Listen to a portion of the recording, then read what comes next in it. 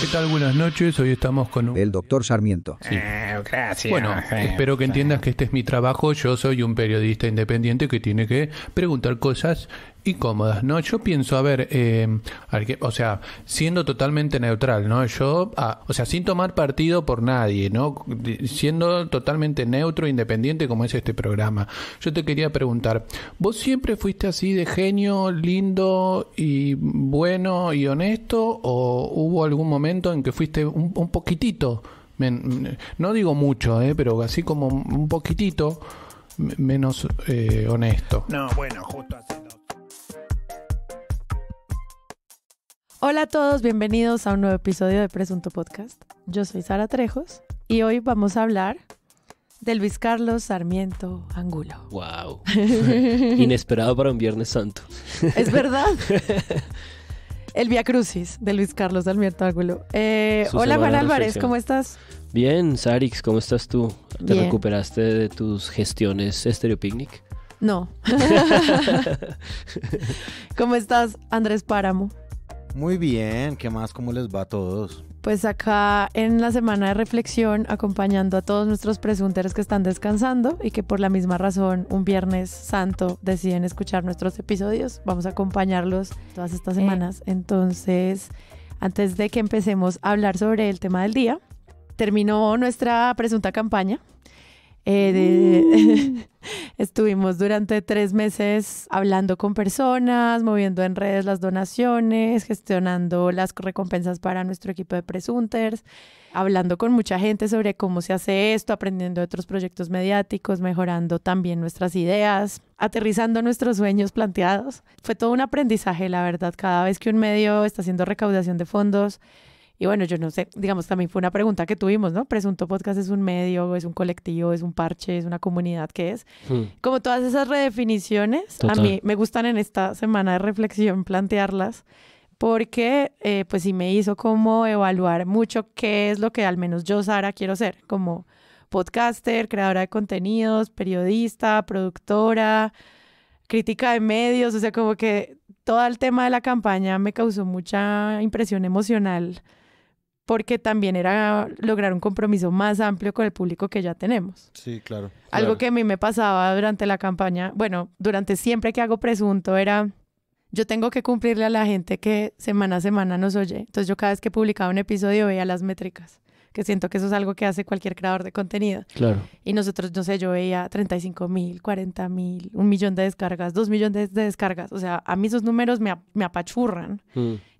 Aún así a veces sentía, si este viernes no salimos está bien, porque no estamos haciendo esto voluntariamente, porque es un proyecto que sale porque nos nace, porque nos convoca, y durante la campaña era como llevar ese compromiso a otros niveles, como no solamente tener escuchas, sino también básicamente socios y miembros. Y eso me hizo pensar mucho estos días, y yo creo que nos va a llevar a episodios editoriales más constantemente, donde podamos hacer mayor autocrítica, escuchar también a nuestros presunters que hacen contenido gracias a nosotros, la gente que crea ideas y que nos evalúa, la gente que nos manda fact-checkings. Entonces yo siento que de repente me sentí más comprometida mientras hacía la campaña. Entonces cada vez que evaluábamos los fondos y lo que estábamos necesitando, pues yo entraba como en una especie de crisis existencial muy interesante, que menos mal pude transitar con ustedes. Así que Por eso supuesto. fue como el momento emocional de la campaña fue ese. ¿Qué ha pasado en el Discord en estos meses de campaña? Porque el Discord se fue transformando, la conversación se ha intensificado, crecido, sofisticado, acotado. ¿Qué ha pasado? Hace 6 años creamos Presunto Podcast. Hace 5 empezamos a abrir el Patreon, que tenía, ponle unos 80 donantes. O sea, eso empezó así, muchos siguen hasta hoy. ¡Wow! Le quité Gracias totales.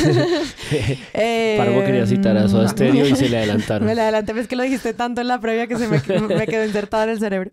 Y entonces, luego creamos un Discord porque a todos nuestros donantes les habíamos creado un grupo de Telegram que era muy difícil de manejar. Claro. Porque imagínense chatear con todo el mundo en un solo canal. Ahí descubriste Discord. Luego yo estuve buscando en dónde podía hacer mejor gestiones de comunidades y encontré Discord. ¿Qué es Discord? Imagínense un WhatsApp. Todos, me imagino los que nos están oyendo, han enviado un mensaje de WhatsApp y tienen grupos de WhatsApp. Y nuestro servidor lo que hace es que tiene muchos canales para chatear, igual que un WhatsApp, es igualito. solo que está ordenadito y tiene emojis y tiene stickers de Juan Diego Alvira, de Becky Dávila, o sea, es muy divertido. ¿A ti te encanta? Yo lo amo porque permite que en serio yo pueda banear a alguien que esté siendo molesto, hacer llamados de atención, Puedes hacer sacar un edición monitorear fácil. gente de la comunidad y además también te permite dar permisos a las personas para que entren a ciertos canales solo a ver anuncios, por ejemplo, o en otros a comunicarse. Ok. Ha tenido muchos canales privados para donantes y muchos canales públicos para la comunidad. Se convirtió en una de las promesas de la campaña que este espacio en el que hay más de 2.000 personas chateando sobre crítica de medios, Descargando ahí lo que ven, lo que consumen. sí, pidiendo fact-checkings, hablando de política, hablando de medios, hablando de todo lo que quieran hablar, pues Intercambiando sea una información. recompensa de la comunidad. O sea, la campaña ya está cerrada, que quiere decir que hoy es la última vez que lo decimos así como tan públicamente. Claro, Pero pues esos canales de donación no se cierran, o sea, claro. siguen abiertos. Nadie va a dejar de recibir plata. Sí, solamente ya no vamos a dar tanta lora al respecto. Sí. Entonces, lo que vamos a hacer es que si usted quiere hacer una donación desde lo que quiera, o sea, anualmente usted quiere dar $1, Ujú. $1 para todo el año. Sí. Ya solo por eso puede acceder a todos los canales de Discord. Genial. Y eso es una idea también para mejorar la moderación y bueno, también nosotros para participar más y acompañar a nuestros usuarios. ¿Qué nos permite ese servidor? También transmitir películas y series para verlas en conjunto. También transmitimos las elecciones, vemos noticias juntos. También, dependiendo del TIR, por ejemplo, yo he visto transmisiones enteras de un Viki, por ejemplo, Claro, con claro. donantes y analizamos y criticamos, pero son actividades que hacemos exclusivamente para la comunidad. Es como un taller permanente ahí en vivo. Sí. Entonces, bueno, este es el tema de la campaña. En serio, logramos con los números cerrados el 85% de la Wow, meta. Genial. Eso nos da un año en el que podemos trabajar. Este resto que falta lo vamos a seguir trabajando los miembros de Presunto para lograr esto. Nos quedan... Lo conseguiremos. Sí, como que gracias a nuestros donantes nos dieron unos meses grandes de gracia para trabajar proyectos. Eso implica que seguramente vamos a tener shows en vivo, sí, vamos a tener más mercancía, sí, vamos a encontrar la forma de ser sostenibles, como lo hacen todos los medios independientes de Latinoamérica que tienen modelos diversificados de financiación, Tal cual. entre esos las donaciones. Ujú. Pero de nuevo es un privilegio que Total. nuestra mayor dependencia financiera sean más de 500 personas. Sí, son Eso ellos los nos da una- jefes, los socios, son el porcentaje más alto y el porcentaje pequeño que queda por conseguir lo vamos a encontrar nosotros. Exacto. Así que muchas gracias por escuchar este desahogo. No, pero también es como tu llamado a cuentas, ¿no? Es como tu, ¿cómo se llama eso? Cuando Rendición. Sí, mi rendición de cuentas. Rendición, qué verbo, qué sustantivo. Es mi Perdón. rendición de cuentas. Bueno, a ustedes muchas gracias por este apoyo que nos dieron. Por favor, sigan ahí. Contamos con ustedes hasta todo este año, a todos los Patreons y a los donantes. Y bueno, ahora sí comencemos. Páramo, ¿de qué no vamos a hablar hoy? En especial yo quisiera referirme un poco a la reforma a la salud en Colombia y sobre un artículo que salió en El País América Colombia de el periodista Juan Miguel Hernández. El artículo se titula "Los partidos de los senadores que quieren hundir la reforma a la salud recibieron dinero de dueños de 2 EPS". Un poco para esto es el periodismo también, ¿no? Como para usar las herramientas de transparencia que existen en el Estado y darles una narrativa particular para hacer que el público descubra algo. Sí, porque estas herramientas de transparencia, pues evidentemente son para que la ciudadanía tenga una claridad sobre lo que sucede, pero pues el periodismo es realmente el que tiene el deber de traducir esto a un lenguaje ameno y que se entienda. Esto lo sacó el periodista del portal Cuentas Claras del Consejo Nacional Electoral, que pues los partidos ponen las contribuciones, las donaciones, etcétera, que les hacen, y pues Juan Miguel Hernández ahí pone pues la tabla y nos cuenta que Keralty, el grupo que es dueño de Sanitas y el Grupo Bolívar, propietario de Salud Bolívar, financiaron las campañas al Congreso de los tecnócratas del Partido Liberal Conservador, la U, Alianza Social Independiente, Centro Democrático y Colombia Justa y Libres. Él es muy claro, digamos, como en su planteamiento. Él dice que los aportes de esos recursos suman más o menos $365,000, que es un porcentaje pequeño del total de los aportes que recibió cada partido, pero pues claro que es sustento de impedimentos y recusaciones que si prosperan, pues puede ser una forma de revivir el proyecto a la salud. A mí me interesó también este tema porque tiene que ver un poco con lo que vamos a hablar más adelante, que es la plata, La plata. el capital, cómo el claro. capital cómo Incide. incide en cosas como es una frase que tiene Logan Roy, el capo pues de Succession, la serie, que es money wins. Money La wins. plata gana. Y pues muchas veces uno se da cuenta que esto es así y que no se transparenta tanto como lo vamos a ver en el desarrollo pues, de este episodio, que es la entrevista que vamos a analizar a nuestro pues, prócer, que es Luis Carlos Sarmiento. Entonces, lo que se encuentra acá, pues evidentemente es una serie de nombres de partidos y una serie de financiadores de esos partidos, de las campañas políticas, que tienen una incidencia para que exista una posibilidad de recusación de esos congresistas por intereses en los temas de los que están tratando, que es una cosa que se prevé orgánicamente dentro del funcionamiento del Congreso. Y esto además había sido como una cosa que se había dicho por parte no solamente como de algunos sectores de la opinión pública, sino del mismo presidente de la República. Y pues eso es una cosa que rescata Juan Diego Quesada, que es corresponsal de la región andina para El País, que dice: no mentía Petro cuando decía que los senadores que se oponen a la reforma a la salud reciben dineros de los dueños de las EPS, las empresas intermediarias con las que él quiere acabar. Es decir, claramente tienen un interés. El punto del periodista de Juan Miguel es que si bien es un porcentaje, él dice, es un porcentaje pequeño con respecto a lo que reciben los partidos, y va desagregando pues senador por senador a qué partido pertenece y cuál fue el donante pues de dueño de EPS que le dio la plata. O sea, lo que uno podría decir como espectador de todo este esquema es como no están libres de su opinión. Es decir, las recusaciones en el Congreso existen por una razón y es por esta razón. Es decir, porque puedan estar defendiendo... Sí, conflictos de interés. Exacto, intereses que tienen en el tema.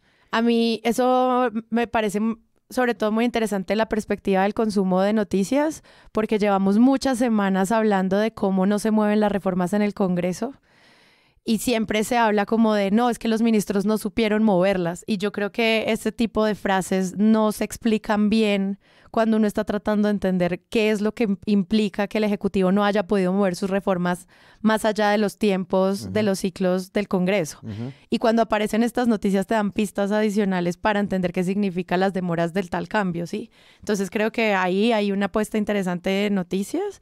Uno como lector también abre una perspectiva adicional de que la culpa de cómo se mueven las cosas no solamente ocurre por la ineficiencia del Ejecutivo, sino también por los ciclos de poder y los intereses políticos del Congreso, que ya todos sabemos. O sea, el hashtag políticos vendidos ya está, pero la pregunta es la noticia y los datos detrás de ese tipo de frases. De acuerdo, Claro. yo creo que esto es como una clase básicamente de legislación, es decir, las leyes no son cosas que se crean de la nada y que no tienen intereses por debajo, sino que sí los tienen, y justamente por eso existen los mecanismos de transparencia para que la ciudad y el periodismo, Y el además, periodismo, claro. para que la ciudadanía pueda saber cómo se hace esta formación, porque el principal esquema de pensamiento que nos estaban vendiendo es que la reforma a la salud tiene problemas técnicos, ¿sí?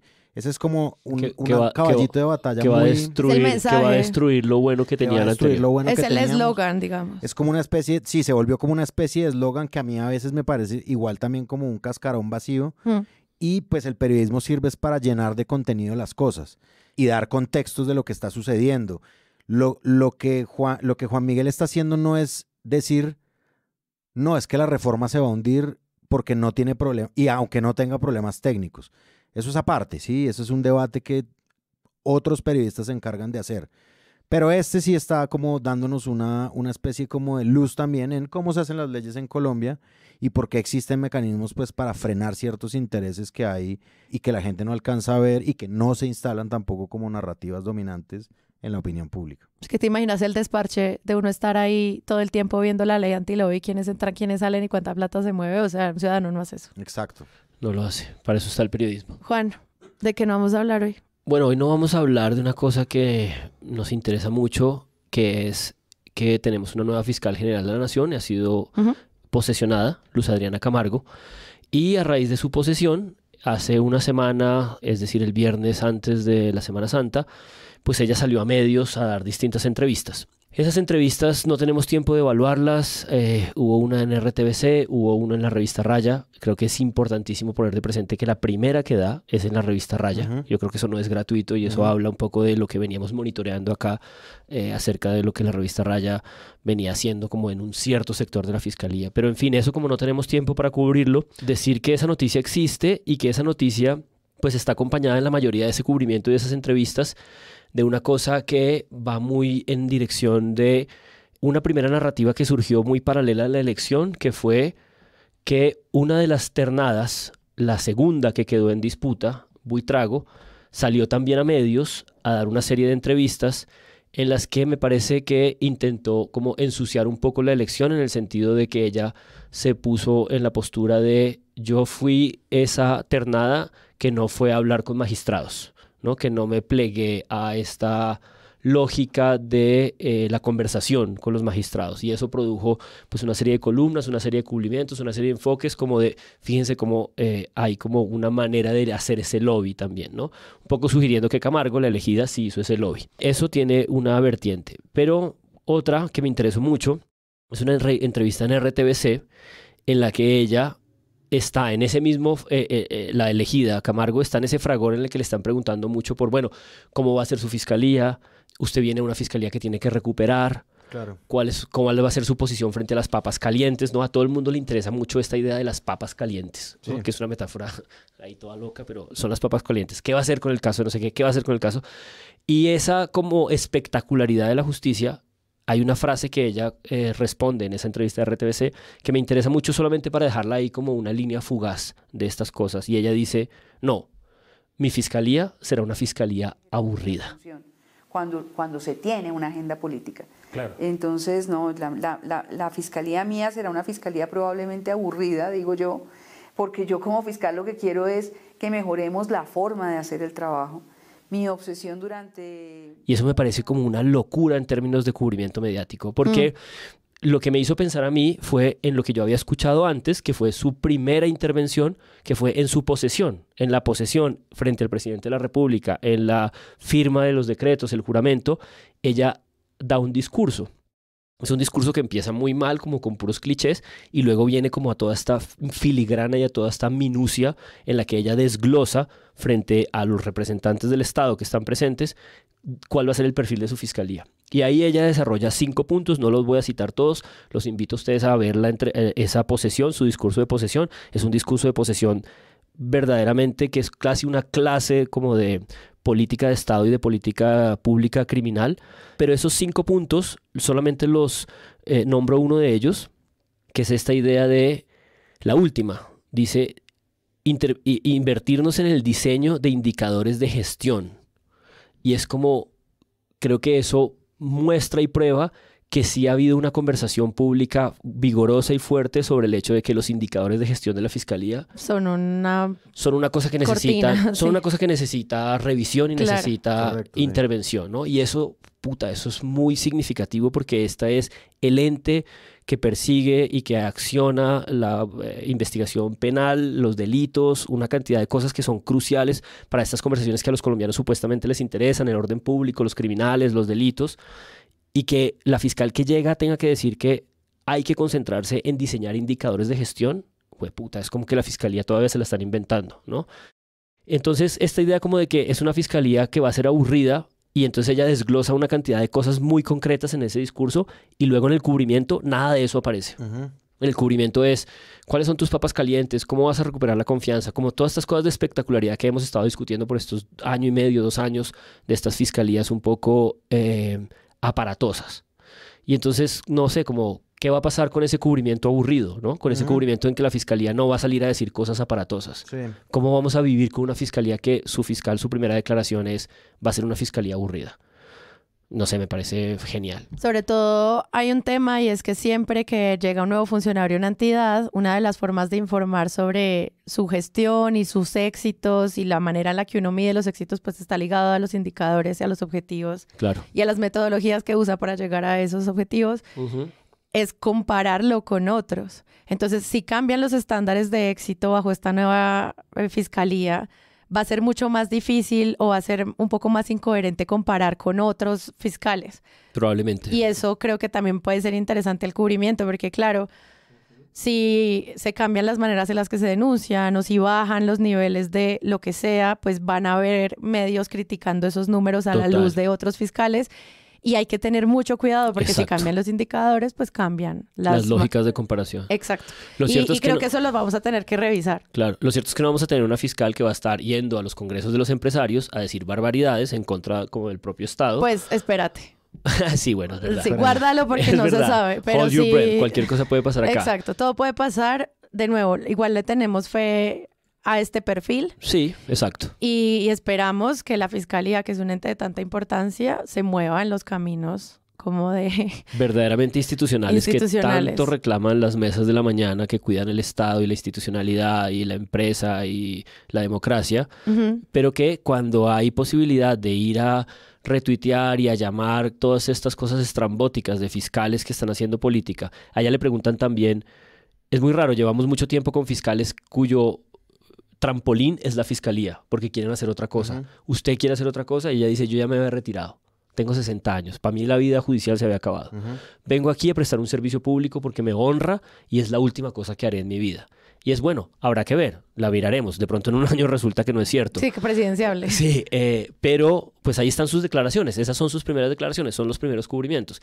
Y en esos cubrimientos la prensa sigue en esa inercia del escándalo y no en esta minucia en la que ella está proponiendo cosas muy puntuales, y yo creo que hay que entrar en esas cosas puntuales también. Hay un fenómeno que pienso, digamos, como no es tan relacionado con el tema del que está hablando Juan, y es el atractivo que tiene para los medios ciertos temas. El periodismo judicial, lo hemos dicho acá, es una maravilla. Y el periodismo judicial es una cosa impactante, pues siempre lo ha sido para los medios, pero a mí me está interesando mucho como una nueva tendencia que existe de enamoramiento de ciertos temas por parte de los usuarios de redes sociales y, por ende, en un reflejo del periodismo mismo. O sea, a mí me ha parecido impresionante, primero, digamos, como este fenómeno porque además es de temas que tradicionalmente han sido aburridos. Claro. Me refiero a dos casos. En el gobierno de Iván Duque, el funcionario que se destacó, digamos, estrella y que luego fue candidato a la alcaldía de Bogotá y que le fue bien, Juan Daniel Oviedo, el DANE. Estadísticas, sí. Dios mío, ¿cuándo la estadística había sido? Ahora los él tenía impuestos. un sex appeal y ahora es Mr. Taxes. Sí, total. Este sexy recaudador Las cosas de sí pueden impuestos. cambiar en ese Claro, sentido. las cosas pueden cambiar. Nosotros tenemos a este man protagonista como de memes, como legendario. Él mismo se volvió atractivo para todo el mundo, incluso para los medios de comunicación que le han hecho unas entrevistas enseguidilla, divertidas todas, de un tema tan aburridor como la recaudación de impuestos. Total. O sea, y tan odioso. Y tan odioso, exacto. Y tan odioso para la gente. Sí. Incluso yo vi reacciones en Twitter que era como, bueno, les cae bien Mr. Taxes hasta que llegue lo de la declaración de renta. Claro. Y la gente en verdad mandaba la mierda a esos tuiteros. Era como, ¿cómo mierda? Déjenos gozar con Mr. Taxes. Sí. O sea, ese fenómeno que se ha vuelto un poco...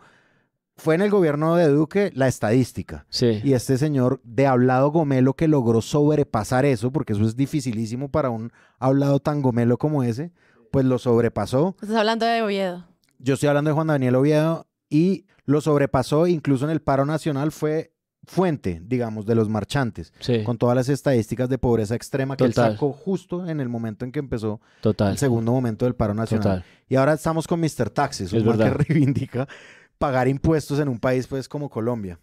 Y ¿sabes qué me interesa de eso que estás planteando? Y es que él no abandona nunca en su personaje y en su conciencia pública de comunicación masiva en redes sociales y lo que sea, que él está hablando solo de taxes. Entonces todas sus bromas son como dentro de ese mismo discurso, ¿sabes? Como que no se vuelve este Barbosa que quiere ser todo y nada y entonces pontifica sobre todo, sino que yo soy una persona que solo habla de impuestos y aduanas, y entonces todos sus chistes son en ese mismo código y por lo tanto como que conserva un cierto sentido de institucionalidad, así esté como haciéndole juego a la conversación pública divertida. Sí, pero a mí lo que yo estaba viendo en estos días y pues a mí me gusta mucho el contenido que él hace, me hace reír y sobre todo la gente le hace preguntas muy divertidas. Bueno, como todo el fenómeno de redes de él es interesante, pero yo pensaba viéndolo a la luz de el mal genio presuntero, que es como ya se estaba haciendo desde hace mucho tiempo una gestión de cambio en la DIAN desde hace rato. Y ya se había mencionado como los indicadores de recaudación y habíamos hablado del ministro de Hacienda y como que era siempre un tema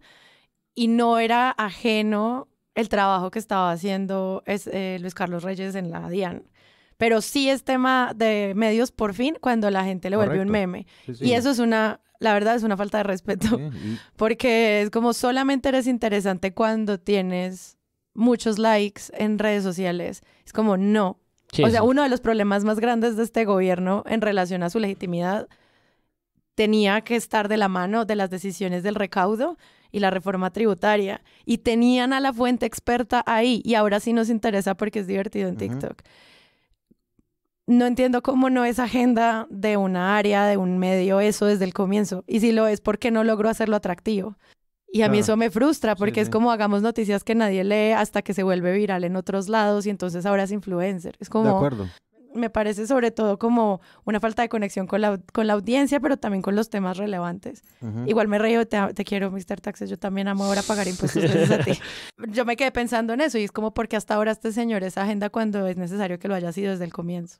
Igual él jugó un cierto papel en la reforma tributaria del 2022, que fue la primera momento, ese semestre legislativo en el que el gobierno tuvo éxito como en su consenso en el Congreso. Pero ciertamente no era el protagonista porque en ese momento estaba Ocampo, el bombero. El bombero, sí. Bueno, igual evaluaremos eso. Pero sí, gracias... no, a mí me parece que es un diagnóstico de algo. Esos dos fenómenos como... Pero tu observación era porque eso puede pasar con la fiscal, es lo que dices. Puede pasar con cualquiera. Yo realmente creo que es como una seducción que le da a los colombianos un cierto tipo de perfil en un cierto tipo de cargo. Yo creo que la fiscalía de todas formas sí va a tener un cubrimiento muy tradicional. A mí lo que me ha sorprendido es, a propósito de que tú dices la fiscalía aburrida. Ella dijo eso. Exacto. Sí, ella posiblemente se vuelva increíble en redes ella, porque lo que le gusta a la gente es tener un funcionario competente. No sé. Yo creo o al menos con una marca de competencia. Sí, pero yo creo que ella es una persona muy... Ella va a tener demasiados problemas con los cuales gestionar. Sí, o sea, la fiscalía maneja muchísimas cosas muy riesgosas, muy peligrosas de la criminalidad de este país, con muchísimos intereses, porque la criminalidad de este país no la ejercen solamente los malos que están allí en el territorio armados siendo bandas criminales, sino que la criminalidad en este país la ejerce mucho del poder que está dentro del establecimiento, y eso lo sabemos todos. Y por lo tanto ella tiene una labor que es muy delicada. Es que se le ve en el rostro y en el cuerpo en cada entrevista. Ella es adusta, ella le tratan de hacer como conversación y ella está como en la gravedad de lo que tiene que hacer. Mi comentario va más en referencia en que se ha creado un nuevo tipo de personaje para que los medios cubran. Claro. Entonces tenemos por un lado estas fiscalías súper polémicas y por el otro lado tenemos estas entidades que se encargan como de los temas tradicionalmente aburridos, en los que los medios se han interesado abruptamente, sobre todo por los personajes que están a cargo. De acuerdo. Y que eso me parece una nueva vertiente, que es un diagnóstico que yo no sé entender muy bien. O sea, yo no entiendo por qué se volvió el sexy recaudador de impuestos de repente. A mí me gustaría como indagar más como en la dinámica de las redes sociales un buen mismas. Un buen perfil de él, de que lo hizo. Es que sí, o sea, ahí hay como una idea del funcionario competente que hace su trabajo y además es divertido. Porque Juan Manuel Oviedo no era divertido. Pero tenía el mensaje de ser una persona que no robaba y que estaba diciendo la verdad. Claro. Y cuando creas esos mensajes y hay una narrativa en torno a estos personajes, la gente los valida.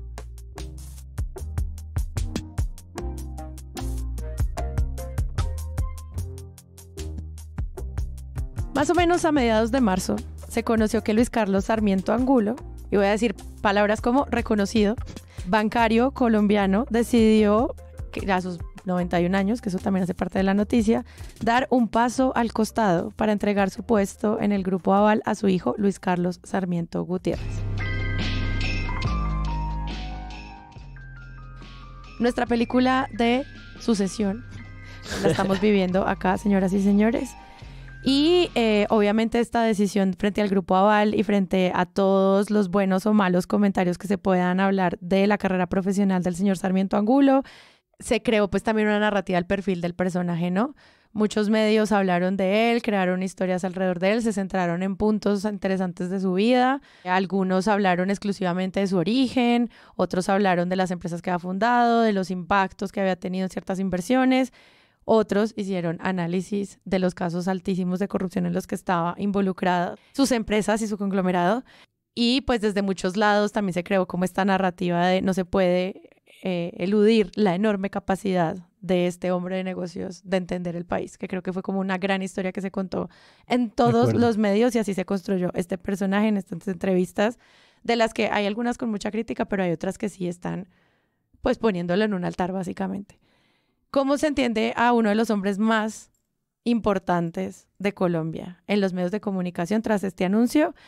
En el episodio de hoy quería hacerles una oferta y es, podemos hablar de los medios, pero yo quisiera que habláramos exclusivamente de una entrevista que le hizo Gustavo Gómez al señor Luis Carlos Sarmiento en Caracol 6 AM el 26 de marzo, en la que hablan durante 40 minutos ellos dos, no hay otro periodista, pues sobre esta historia de vida de este personaje.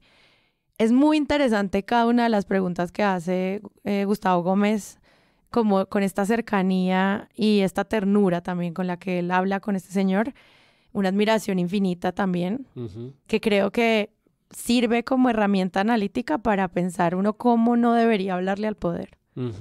Al menos como periodistas, pues, que estamos informando. O sea, yo entiendo que el perfil es un género muy interesante para encontrar a personas que representan otros intereses de las estructuras sociales y que por eso uno escoge personas en periodismo para hacer perfiles porque representan cosas impresionantes. Y lo de Luis Carlos Sarmiento obviamente es una historia del país, pero yo creo que cada una de las preguntas de Gustavo Gómez nos enseña como unas prácticas periodísticas con las que muchas veces yo no estoy de acuerdo, al menos no lo enseñaría así en la universidad. Pues digamos, hay una noticia que es real, hay una noticia sin duda que es de índole nacional y hay una noticia que es histórica, que es el retiro de la Junta Directiva por parte de Luis Carlos Sarmiento Angulo, una persona que nosotros de verdad hemos oído para ser tan poderosa y para ser, pues sí, una persona que ha estado tan de la mano del Estado como de la mano del empresariado privado por décadas. Nosotros no hemos oído tanto. Yo la verdad no recuerdo, y yo me estoy robando de verdad una idea de una periodista o un periodista, ya no recuerdo, que yo leí una vez en Twitter y era exactamente esa que acabo de decir. Nosotros tenemos en nuestras narices a un hombre, solo uno, que es dueño básicamente de los grandes negocios financieros, la banca, un montón de obras públicas, un montón de cosas que nos afectan en el día a día y no sabemos muy bien quién es, ¿sí? O sea, es decir, como que en todo esto, tú hablabas ahorita de los medios de comunicación, incluso dueño de medios de comunicación, ¿sí? Es decir, de cómo nos informamos los colombianos, de las carreteras por las que transitamos los colombianos, de los peajes que pagamos, de básicamente muchísimas cosas que son el día a día. No hay una correlación tan grande sobre lo que sabemos de él. Absolutamente. Habla quirúrgicamente. Sí, exacto. De vez en cuando. Habla de vez en cuando, es una persona, además de la que hemos oído hablar poco, hemos oído hablar, sí poco, pero hace muchísimo tiempo, ¿sí? Es decir, cuando yo estaba oyendo la entrevista de Luis Carlos Sarmiento Angulo con Gustavo Gómez, yo oía la voz de Luis Carlos Sarmiento Angulo y recordaba como una burla que le hacía el siguiente programa hace 20 años. ¿Qué me dice, señor Villa?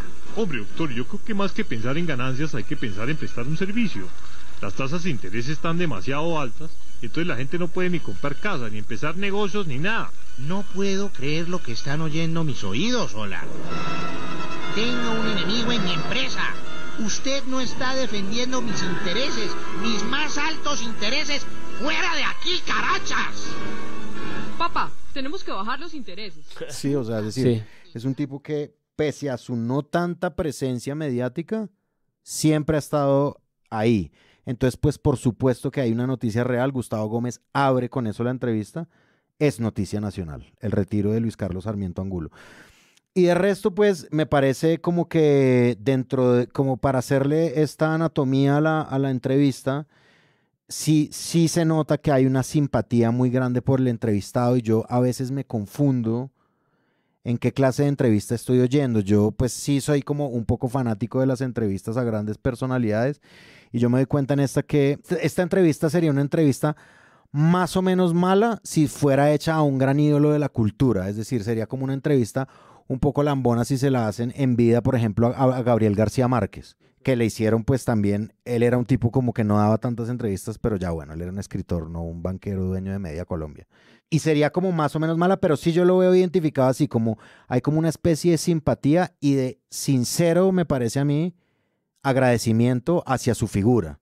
Y pues digamos como que Luis Carlos Sarmiento Angulo, al tener tantas cosas, al tener tanto dinero, al tener tantas inversiones, al tener tantas cosas, pues tiene que tener enredos, es decir, eso no es, una cosa va con la otra, ¿sí? Es decir, como esta cantidad de plata que a mí me parece que ningún colombiano entiende muy bien, ¿sí? Es decir, la magnitud de lo que el tipo tiene y de lo que le hereda a su hijo, me parece que sí se confunde de una forma muy extraña con admiración. Es muy digno de análisis que en parte de eso está hecho una buena parte del periodismo que cubre la economía en Colombia, que es esta, yo creo que pleitesía un poco con el poder del dinero. Entonces, digamos, como en este tipo de preguntas, lo que yo me estoy preguntando siempre es como, no sé si entiendan muy bien que el poder económico es un tipo de poder, porque nosotros estamos ahorita con estos grandes medios de comunicación dirigidos por periodistas como Gustavo Gómez en el cuento de la fiscalización del poder. Eso lo cogieron. Lo cogieron y no lo sueltan. Es que el rol de nosotros es fiscalizar el poder. Para el gobierno Petro. Para el gobierno, que eso es un poder, el gobierno sin duda. Ese sí es el poder que quieren fiscalizar. Pero el hombre más poderoso económicamente de Colombia, ay, señor Luis Carlos Sarmiento, ¿usted a qué hora se levanta por la mañana? ¿Ama vale. Colombia? Sí, exacto. ¿Cómo ama Colombia? ¿Qué es lo que Colombia? más le gusta de Colombia? Este inicio en el que habla de, bueno, pues usted es un hombre entero a sus 91 años, qué fuerza, qué lucidez. Habla del hijo que es el siguiente personaje del que quién sabe cuántos años más estaremos haciendo cubrimiento, del que ya hicieron obviamente una cantidad de perfiles de él y su familia durante estos días. Y menciona a Gustavo Gómez. Su hijo es un hombre de grandes conocimientos y de una preparación enorme, pero además me parece, y creo que es la sensación de mucha gente, que es un hombre de gran corazón, comprometido ahora de la mano de la organización en una serie de proyectos para ayudar a los menos favorecidos en La Guajira, que es algo que me imagino lo inspiró el desarrollo de la tarea de su papá, siempre comprometido con ayudar a los demás. Sí, estamos muy comprometidos en lo de La Guajira. La verdad es que lo de La Guajira fue una invitación que nos hizo el presidente y desde aquella famosa reunión... Wow, porque cuando yo estoy como tratando de analizar buenas entrevistas, y yo no sé si eso lo viven ustedes cuando analizan esto, pero a mí cada vez más como crítica de medios me molestan más y más los adjetivos, porque los adjetivos son cargas editoriales vaciadas de datos. Yo no sé qué es gran corazón. Gustavo Gómez intenta explicarlo porque hay un gran negocio gigantesco de responsabilidad social empresarial en La Guajira, donde hay dinero, hay inversión, hay trabajo, y claro que pues hay unas voluntades, pero plantearlo, por ejemplo, desde el gran corazón, plantea una línea editorial al respecto de la personalidad del hijo, y luego lo repite, o sea, no lo dice una vez, lo dice varias veces. Todo el tiempo, hasta el final. ¿Cómo planteas tú una persona así? Pues porque... O sea, si tú vas a fact-chequear a alguien cuando le dices un adjetivo negativo, ¿por qué no hacérselo también cuando haces un adjetivo positivo? Sobre esa observación del hijo, que es transversal a toda la entrevista, porque Gómez lo advierte al principio, lo retoma en la mitad, lo cierra con ello, aunque no lo cierra bien. La cosa es que hay un elemento muy loco en esta beneficencia del hijo, ¿no? En este... dar a La Guajira, en esta buena gestión con ese departamento olvidado, y es que es una idea del gobierno Petro, y es una idea resultado de aquella reunión de los cacaos. Exacto.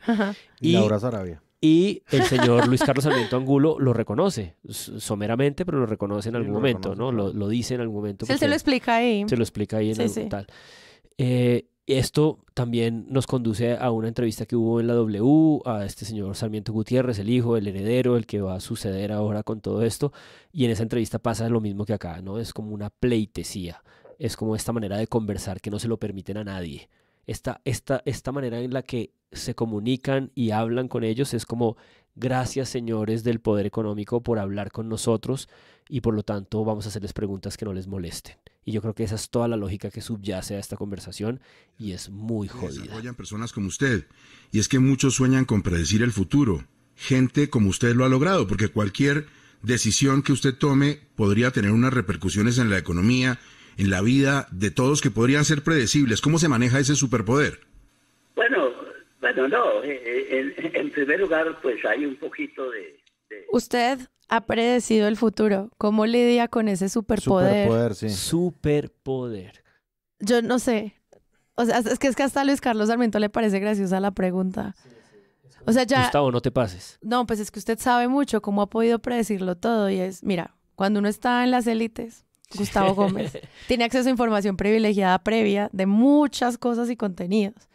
Y eso pasa en cualquier círculo social en el que hay pequeñas personas que controlan intereses y poderes.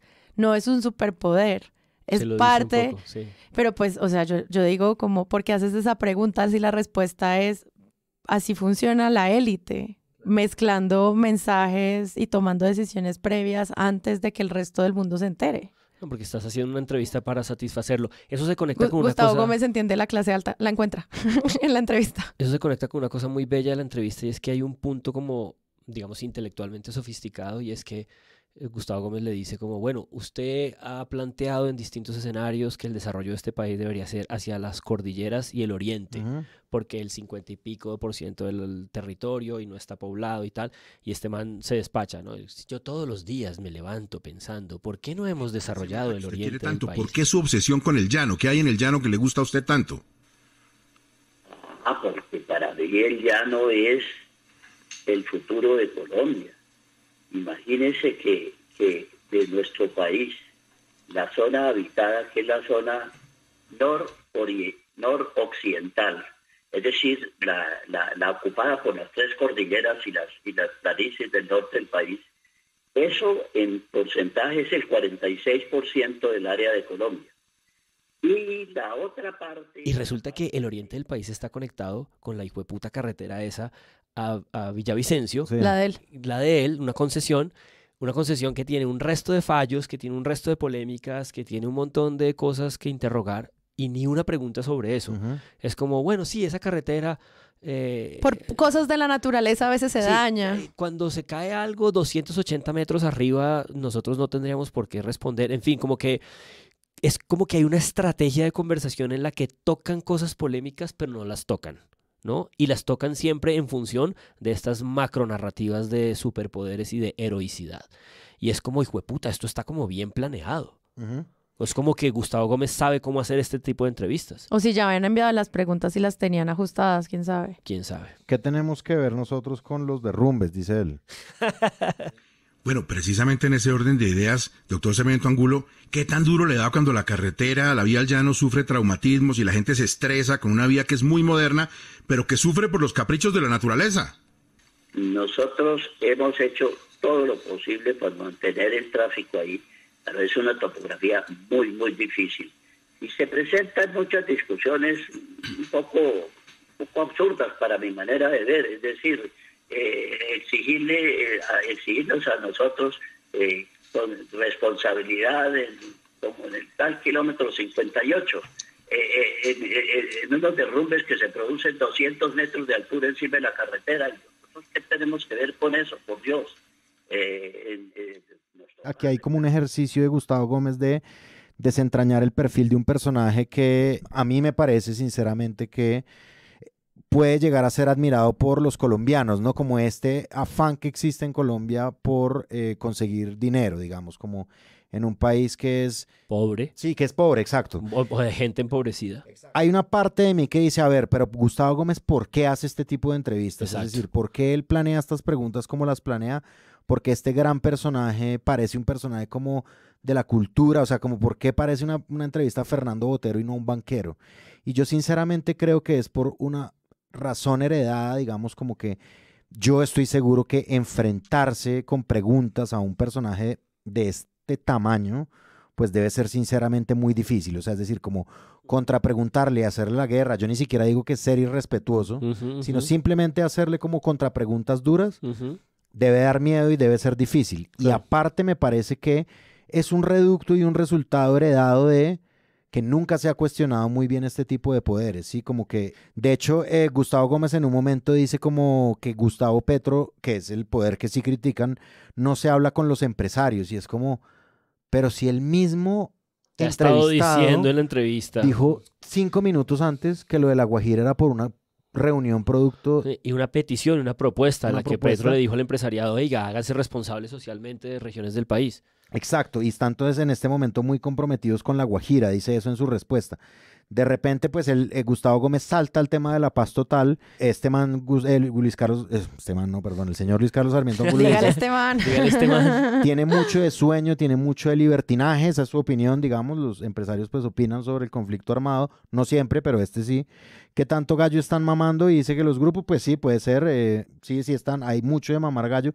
Y entonces Gustavo Gómez después dice, lo que pasa es que Gustavo Petro no se habla con los empresarios, es como, pero, a ver, tú estás haciendo la entrevista, el señor hace 6 preguntas te dijo, la propuesta vino del gobierno en nuestra reunión en Cartagena, ¿por qué dice que no se habla con los empresarios? Y yo ahí como que me quedo con ese término empresarios y lo que significa ese término en este país. O sea, en primer lugar, pues evidentemente para un sector de la opinión pública significa lo que significa para Gustavo Gómez.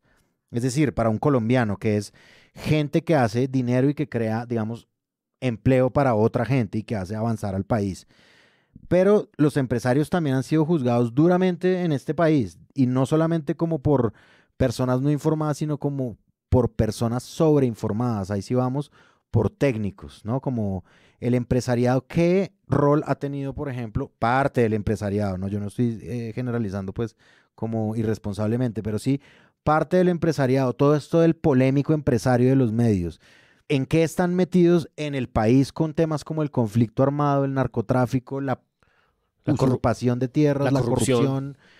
Pero a mí me parece que ese término empresarios está muy lavado en Colombia, porque yo creo que esto tiene una respuesta generalizada de la gente y es, ¿y tú qué haces? O sea, tú estás criticando a Luis Carlos Sarmiento Angulo y tú qué hijo de putas has hecho en la vida, aparte de criticarlo. No, y vuelven al debate de técnico versus activista en algún punto de la entrevista que lleva a que el técnico sí es el empresario y Gustavo Gómez insiste, a pesar de que la fuente le está diciendo que no, de que el presidente no habla con los técnicos, en este caso con los empresarios.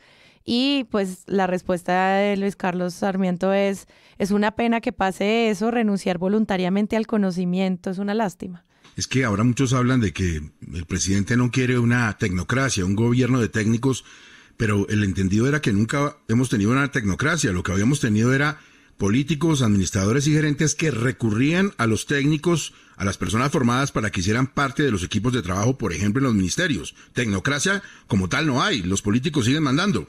Eso es cierto, pero si lo vemos, es cierto no solo en este país, sino en casi todos. Lo que nos toca es insistir y además, hoy en día los conocimientos de la técnica forman parte sustancial de las decisiones, aun cuando pues de nuevo es caer en esos lugares donde en un lugar sí hay conocimiento y en otro no, que ya lo hemos hablado, claro, que son en serio lugares muy es un lugar muy desinformante, de nuevo que genera lo que estaba diciendo Páramo, unos imaginarios sobre palabras, que eso es, pues, digamos, lo que nos ocupamos acá. Entonces, súper importante. Hay una cosa que acabas de mencionar que me interesa mucho de las preguntas que formula Gustavo Gómez y es la forma en la que las formula. Él nunca dice, yo creo que he considerado, a través de mi experiencia como periodista, yo he visto, casi como nosotros hablamos acá que decimos, me parece cada 30 segundos y que por favor tomen cada vez que lo hacemos, sino que él dice, mucha gente preocupada. Él dice, las personas del común, hay muchos son los gobernantes que mencionan. Él siempre se basa en un muchos que a la hora de hacer las preguntas a mí me parece problemático porque ¿quiénes son esos? Es como cuando la gente dice, a mí me gusta mucho la pizza, entre otros. Y es como, ¿qué es eso? Cuando Uribe informa, la comunidad me dice... Dilo tú. Sé transparente y di, a mí me da miedo la posición tal. O sea, yo no te voy a juzgar como periodista por tomar una postura. No yo estés te voy posando de que estás representando la voz de gentes. Mi crítica hacia esta entrevista es que se excusa en la falta, se excusa en eso y eso es poca transparencia. Porque entonces es como, mucha gente piensa que es como mucha gente es cuanta tú... y 2 más, y 500 más, y 11 millones más. ¿Cuáles son los datos detrás de ese muchos? Y él sí genera una cantidad de preguntas que arrancan así. Del Grupo Aval. Ahora, cuando la gente piensa en usted, piensa indudablemente en bancos, pero ¿es cierto que usted hizo la vía Choachí? Sí, doctor Sarmiento, es que fíjese que mucha gente dice que lo que es una muy buena intención del gobierno nos ha llevado a quizás una situación del mundo al revés. Doctor Sarmiento, yo no sé si la gente entiende bien la dimensión de lo que es el CETIC. Yo lo definiría como el sitio al que uno jamás quisiera ir, que no quisiera conocer, pero que si tuviera cáncer diría gracias a Dios existe. Que además parece que dieran autoridad. O sea, parece que dieran la autoridad de un conglomerado. Exacto. Y siento que es una fórmula. Y es una fórmula que yo creo que genera desinformación. Porque no está mostrando la postulación real e editorial del periodista. Mira, a mí no me importa si Gustavo Gómez dice, es que yo a usted lo quiero mucho. No, él dice, alguien que lo quiere mucho, yo así lo querí. Sí. Y yo así como... Alguien que lo quiere dice, me dijo que... Y es como, dile tú, yo lo quiero mucho a usted. Claro, revélate. Pero como no lo puede, lo hace públicamente, eso simplemente demuestra la mala práctica de la entrevista. Me parece. Es como, quedé como, wow, muy divertido. Cuando su organización cumplió 40 años, usted dijo que estaba orgulloso por haber triunfado cumpliendo la ley, más los principios éticos y morales. Lo voy a citar textualmente porque tengo aquí las palabras. Es posible tener éxito sin acudir a tortuosos procedimientos. Le pregunto, pero tiene que haber muchas tentaciones para el empresario que quiere salir adelante en un sistema que muchas veces está fundamentado en coimas, en prebendas para las licitaciones públicas, en empresas que pueden ser socias y terminan torciéndose y causando grandes daños a personas como ustedes. Sigo pensando exactamente lo mismo de entonces. Y lo he pensado toda mi vida y lo he practicado toda mi vida. No tengo remordimiento de ninguna clase, absolutamente. Como le digo, he trabajado 70 años en mi profesión de ingeniero en este país y no tengo que lamentar o arrepentirme de ninguna falta contra eso. Él habla de las vigencias futuras y de mucha plata. Dice, mucha gente es preocupada de que se pierda la confianza en los inversionistas, o sea, tú. Y después de eso, pues ya pasa como el tema del Grupo Aval. Como lo mencionó Juan Álvarez, estabas atento a la entrevista que ese momento llegará, ¿no? No, es que yo lo escuché en vivo en un martes de Semana Santa en la que pensé que no iba a pasar nada y de repente escucho esta entrevista. Nosotros como, hoy no se graba. Hoy no se graba, yo no quería descansar y de repente viene esto en lo que hemos trabajado en este rato, que son 30 minutos de esta oda. Y claro, en el minuto 30 yo dije, bueno, ya no le va a preguntar por Odebrecht, ¿no? Me parece como lo más evidente, lo más digno. Pero de repente aparece esta operación para lo cual no tengo nombre todavía. Voy a tratar de inventarlo. Operación Gustavo Gómez. Operación Gustavo Gómez. ¿Cómo decir algo sin decirlo? Y es como, bueno, evidentemente ellos entendían que no podían pasar de esta entrevista sin el puto escándalo más grande de corrupción de las últimas 2 décadas del país en la que está involucrado su conglomerado financiero. Y entonces Gustavo Gómez empieza diciéndole, bueno, usted en su discurso de despedida a la junta directiva, la noticia de la que estamos hablando, dice que nos cuestionaron por ser socios muy minoritarios y empiezan a hablar como del prestigio y de este grupo de empresarios brasileños, delincuentes confesos. Y Sarmiento Angulo en ese discurso que Gustavo Gómez está citando dice, Odebrecht por sí misma y sin nuestro consentimiento realizó hechos delictivos conocidos por la opinión pública. Y ahí es cuando yo digo, bueno, empieza a mí a despertárseme esta especie de operación que dice, Gustavo, pudiste contrapreguntarle esta serie de cosas. Yo estuve oyendo con mucha atención su discurso el día que dejó la junta directiva y dijo lo siguiente: algunos, sin conocer la larguísima historia de nuestros valores y principios, cuestionaron nuestra integridad por haber sido socios minoritarios en el desarrollo de un proyecto vial en el que el accionista mayoritario era Odebrecht, una firma de gran prestigio internacional en aquella época, pero que al final resultó ser de delincuentes internacionales hoy confesos. Y recalcó lo siguiente: Odebrecht por sí misma y sin nuestro conocimiento ni consentimiento realizó una serie de hechos delictivos conocidos por la opinión pública. Un momento duro para un empresario que, como usted nos dice, pues ha jugado siempre con las reglas de la ley. Eso que dije ahí es absolutamente cierto, palabra por palabra. No la cambio ni una palabra. Todo eso es exactamente así como lo dije ahí. Y eso pues nos trajo a nosotros una cantidad de perjuicios que usted no se imagina. Sí, pero... Si esa operación de corrupción de Odebrecht fue por sí mismo, ¿por qué hay un acuerdo de enjuiciamiento diferido de tu organización con el Departamento de Justicia de los Estados Unidos, en la que ustedes aceptan prácticas de corrupción para que no los enjuicien ahora, y hay una valija cerrada en la que hay el nombre que ustedes dieron de un tercer oficial del gobierno nacional en la presidencia de Juan Manuel Santos, con la que llegaron a esos acuerdos y pagaron esas coimas? Porque ustedes confesaron frente al Departamento de Justicia de los Estados Unidos y pagaron una multa. No es un paréntesis, es como una aclaración a lo que está diciendo Juan Álvarez, y es que esa noticia nos la vendieron al revés. Y nos la vendió él. Gustavo Gómez. Exacto. Al revés. Quería llegar allí hacia el final, pero gracias por el adelanto. La entrevista continúa y en un momento Gustavo Gómez le dice, bueno, pero todo este tema del que estamos hablando sin hablar, ¿no? Porque están hablando tangencialmente, debió haber sido un momento duro para un empresario como usted, que siempre ha jugado con las reglas de la ley.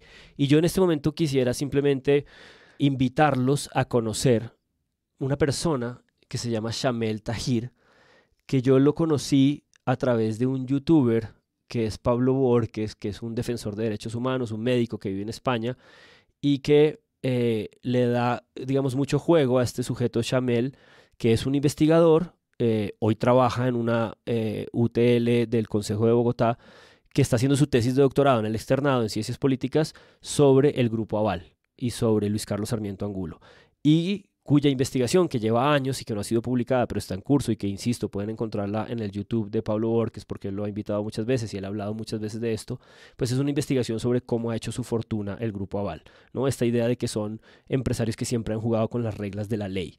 Y resulta que pues muchas de las leyes, muchas de la legislación, muchas de las cosas que se han gestionado en Colombia son en función, digamos, de los intereses y la cooptación que el Grupo Aval ha hecho del Estado colombiano.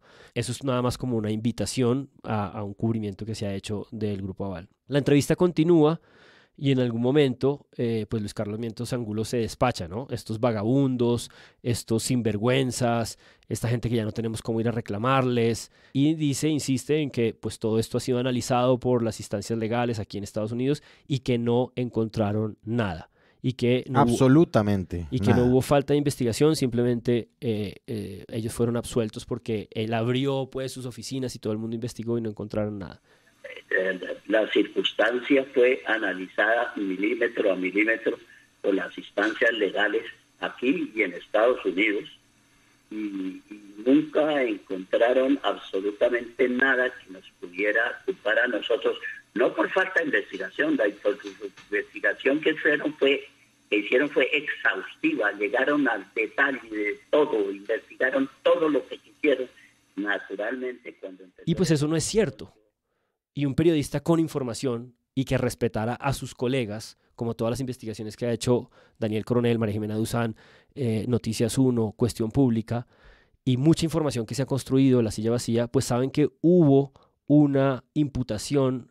El Espectador también. El Espectador, digamos, toda la inteligencia periodística de este país, que me parece que Gustavo Gómez está irrespetando por no contrapreguntarle, por un hecho tan simple en este punto. Hay muchos más, pero en este punto, ¿no? En esta idea de que no hubo nada, hubo un pliego de cargos de la Superintendencia de Industria y Comercio en el 2018 contra 10 altos funcionarios del Grupo Aval, diciendo que ellos hicieron prácticas anticompetitivas y corruptas en el caso de la Ruta del Sol 2 de Odebrecht y Aval. Y ese era el inicio, porque un pliego de cargos de la Superintendencia de Industria y Comercio es el primer paso para una posibilidad en la Fiscalía. Entonces, eso no es cierto. Y Gustavo Gómez tenía una oportunidad de preguntarle. Y luego la entrevista avanza y al final le dice, Odebrecht, pues ellos tenían un prestigio y habían hecho su debida diligencia y había un montón de referencias bancarias. Y entre bancos compartimos información. Y confiamos en la información de calidad. Y entonces él dice, pues en ese momento nadie sabía de la corrupción de esta gente, nos engañaron, no estábamos enterados, solo nos enteramos cuando estalló.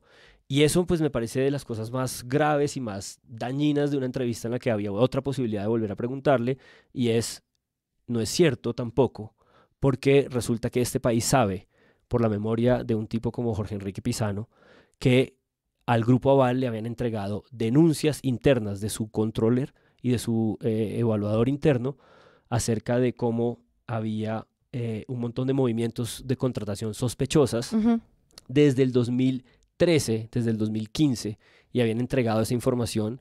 Y entonces esta idea como de que ellos se enteraron de la corrupción de Odebrecht cuando hicieron un contrato de estabilidad jurídica que María Jimena Duzán llamó un contrato de silencio.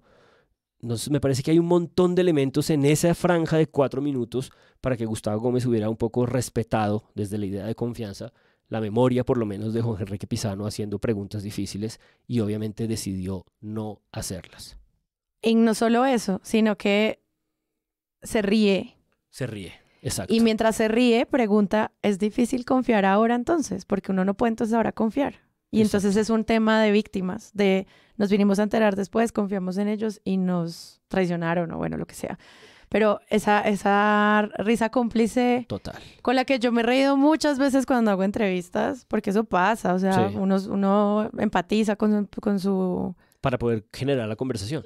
Eso está bien, pero es que en este punto estamos hablando de otra gran noticia del país, que es esto que tú acabas de mencionar, y a mí esa risa, cuando la vi, me pareció lo que me gusta que hablas de respeto al gremio. Sí, es un irrespeto al periodismo colombiano, porque todas estas posibilidades de pregunta a una persona que tiene muchas cosas que contestar, igual que Néstor Humberto Martínez Neira, su compañero y su cómplice en este caso de corrupción Odebrecht Chaval, era una oportunidad para hacerla, dado que, como Páramo lo propuso desde el principio, esta gente sale poco a medios, sale de manera segura, sale cuando sabe quién le va a preguntar y qué le va a preguntar. Claro, porque la mesa está al solo, él no tiene no tiene más miembros del equipo haciendo las preguntas. Eso me parece clave. Esa es una de mis preguntas fundamentales.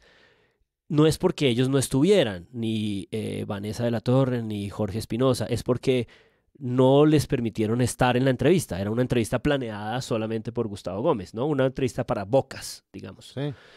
Y ese control de la mesa, ¿no? Porque ellos estaban ahí, estaban en la franja de noticias de las 6 a.m., estuvieron en la franja de las 8 a.m. y esos 40 minutos no estuvieron. Y eso también es control.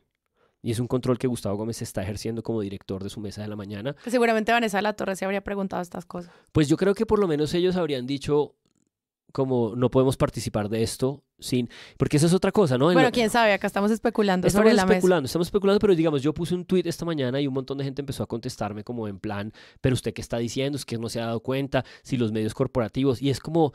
No me echen toda esa mierda, sobre todo no a mí, en mi Twitter, cuando lo que estamos es abriendo una conversación sobre una cosa que me parece importante de discutir, y es ¿por qué Gustavo Gómez? ¿Por qué esta entrevista no es en El Tiempo? ¿Por qué no es en la W? ¿Por qué no es en la W? ¿Quién toma la decisión y en qué comunicación ocurre de que no participe nadie más en la entrevista? ¿Por qué tan evidente el mismo periodista que hace ese comunicado y esa réplica del comunicado que hemos analizado aquí varias veces en otros episodios acerca de tratar de tergiversarnos y de mentirnos? Y no es una cosa como en contra de Gustavo Gómez, es como una pregunta para él, es como, ¿es acaso la tesis de Páramo? Es simplemente una admiración ciega y un tipo de poder que como no se va, porque claro, de pronto los periodistas pueden ser muy fuertes y muy sonados y muy funeros frente a este poder público que va y viene, pero frente al empresariado no, porque el empresariado no se va. 70 años. Sí. El empresariado no se va. Exacto. Hay una cosa que tiene que ver con lo que estaba diciendo Juan Álvarez hace un segundo, y eso es, sí, nosotros hace 2 semanas nos enteramos que un juez tercero de conocimiento en Funza dijo que la Fiscalía General de la Nación de Néstor Humberto Martínez no cumplió con su deber y en el caso de las muertes de Jorge Enrique Pizano y su hijo Alejandro. Nosotros sabemos a qué se refiere en esta columna la firma Leopoldo Villar Borda, se llama Cojea pero llega, habla obviamente de la justicia. Él dice que pues todos sabemos cuál es el contexto, el peor escándalo, o sea, es decir, esto va y viene muchas veces, Odebrecht ha estado mucho tiempo, digamos, como en el imaginario, pero él lo dice pues así, es que así fue, el peor escándalo de corrupción registrado en Colombia por culpa de la empresa brasilera Odebrecht. También conocemos a los protagonistas del escándalo. En primer lugar, Odebrecht y el Grupo Aval. Es que es como que a veces se lo tienen que decir a uno de esa manera para que uno entienda. Esto sale publicado, la columna de Villar sale publicada un día antes de la entrevista de Gustavo Gómez. En El Espectador. Sale publicada en El Espectador un día antes de la entrevista de Gustavo Gómez en Caracol Radio.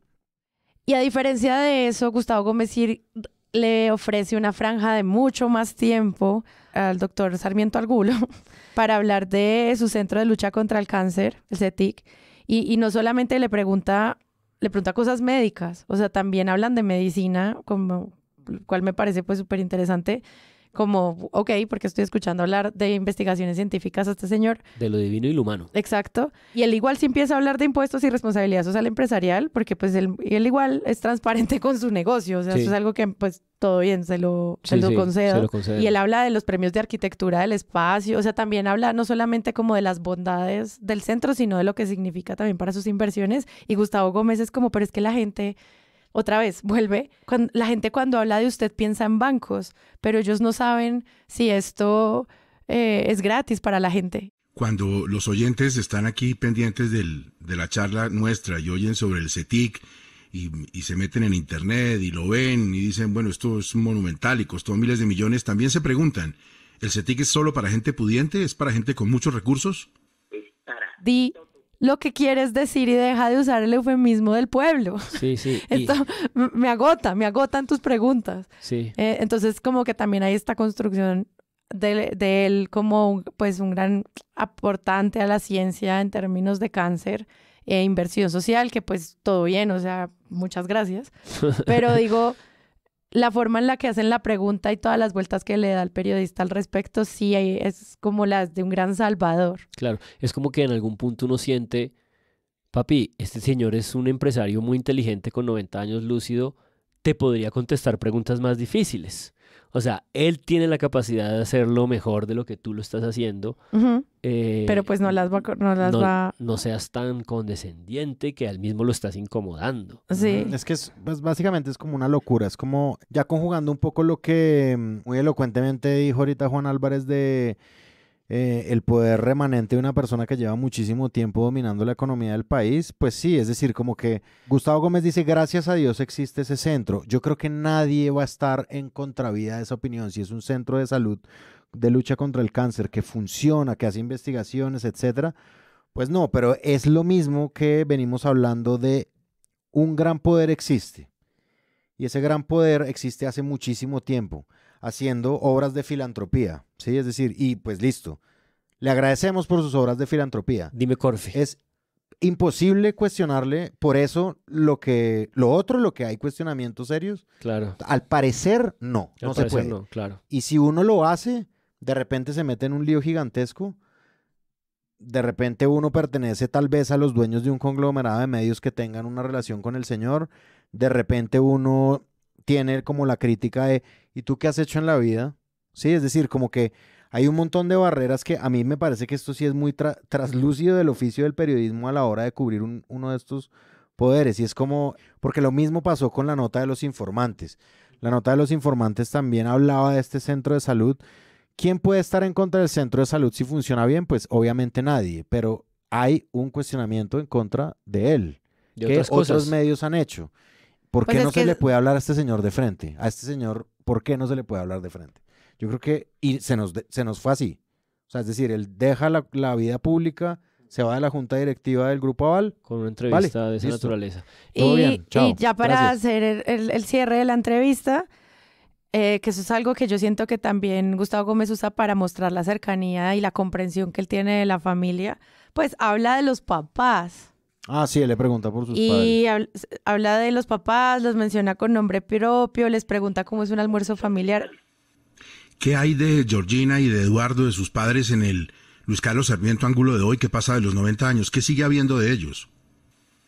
Todos. Mis padres eran dos seres inolvidables. Yo siento que eso, como tú lo mencionaste al principio de esta sección, es una forma como muy barata también de acercarse a un personaje en la cultura que le preguntan, bueno, ¿pero qué? Pero es como... ¿Y qué? Obviamente yo sí quiero saber cuál es la relación del delfín que llega ahí. Obviamente sí, porque es un tema de poder, de un nuevo poderoso que vamos a hacerle seguimiento. Pero el almuerzo con la familia, es como esas notas de color no están dando información sobre lo que queremos realmente saber, porque al final él tampoco le da información al respecto, o sea, no nos da un datazo.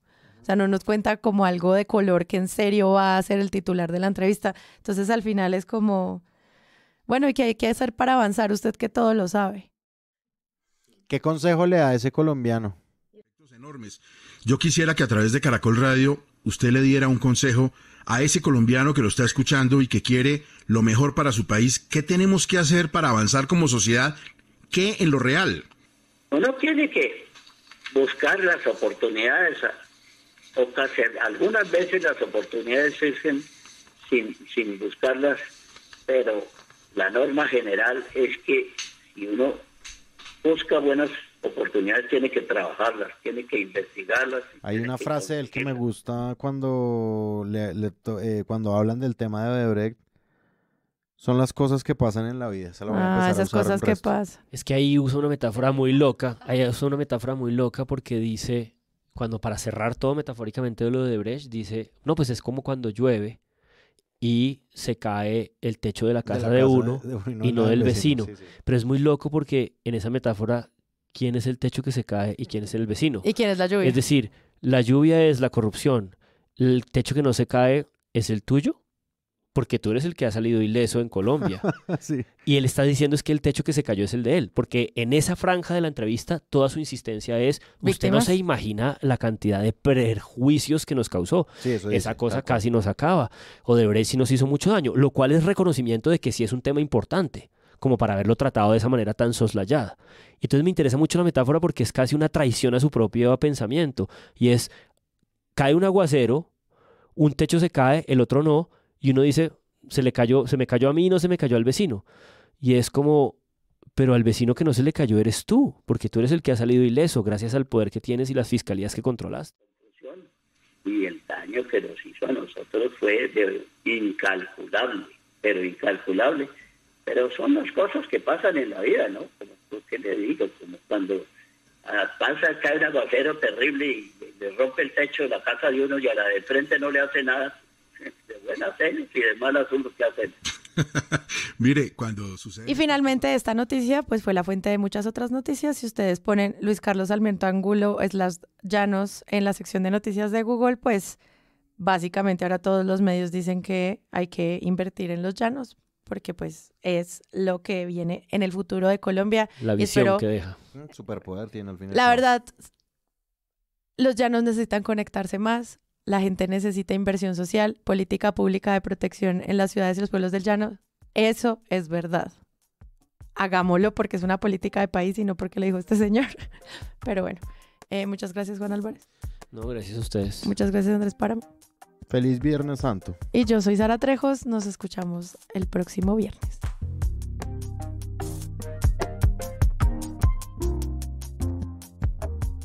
Gente, si les gustó este episodio y además quieren apoyar este podcast, los invitamos a que lo compartan en todas sus redes sociales. Además, entren a presunto.com/donaciones y hagan parte de nuestra campaña. Vamos avanzando en cada uno de los episodios. Y si no pueden, compártanlo. Es la mejor manera de crecer. Algunas plataformas les permiten además dejar comentarios que podemos publicar. Presunto Podcast es producido por Sara Trejos, yo, con el análisis de Santiago Rivas, yo, María Paula Martínez, yo, Juan Álvarez y Andrés Páramo. Presente. La postproducción la hacemos Rodrigo Rodríguez y yo, y nuestra asistente de producción es Paula Villán. Desde Sillón Estudios, Jennifer Ababunza coordina toda la producción de donaciones. Si ustedes quieren hacer parte, con su ayuda podremos financiar este proyecto en la meta inicial, pero también en todos los sueños que tenemos para 2024. Al mismo tiempo, en esa página pueden encontrar el link a nuestro ingreso a Discord. Es un botón muy grande que dice Únete, es fácil encontrarlo. También pueden escucharnos en nuestro canal de YouTube y en todas las plataformas de podcast. En algunas de esas plataformas nos pueden dejar calificaciones y además pueden dejar comentarios. Cada vez que lo hacen, nos ayudan a llegar a más gente. Presunto Podcast es un proyecto producido en Sillón Estudios, una red de podcasts independientes donde además pueden encontrar otros shows. Gracias a ustedes por escucharnos y la próxima semana esperen un nuevo episodio.